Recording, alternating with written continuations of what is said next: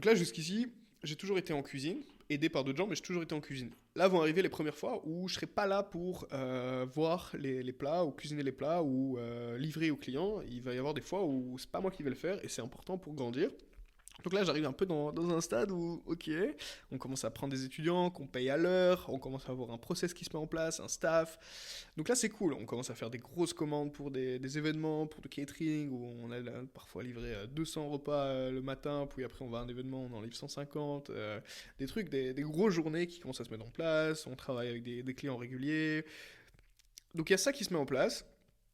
Ça devient cool, on a des meetings chaque semaine avec toute l'équipe, les 7 personnes, enfin super excitant, truc de fou, mais encore une fois là, ok j'étais déchargé certaines pages, mais là en plus j'étais encore un peu plus stressé, parce que il n'y avait pas que mes attentes, il y avait les attentes de l'équipe aussi.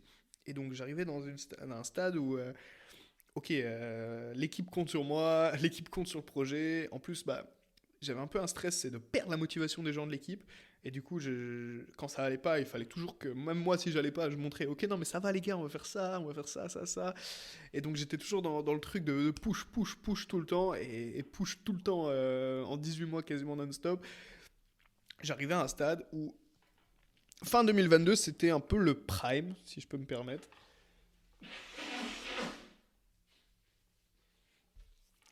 Un peu malade.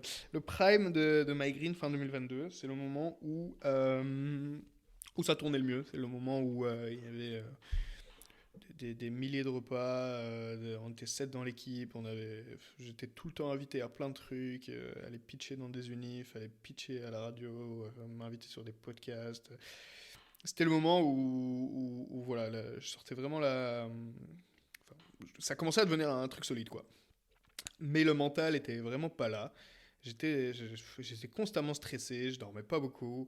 En fait, j'étais pas heureux de mon projet, honnêtement. Et avec du recul, un truc, j'ai un peu du regret à cette période de ma vie, c'est que j'ai pas assez profité. Et c'est un truc aussi qui est important dans l'entrepreneuriat, je pense, c'est de profiter de ce qu'on fait. Et en fait, j'étais toujours dans le truc des attentes des gens, de OK, next step, on va faire ça pour grandir. OK, next step, next step, next step.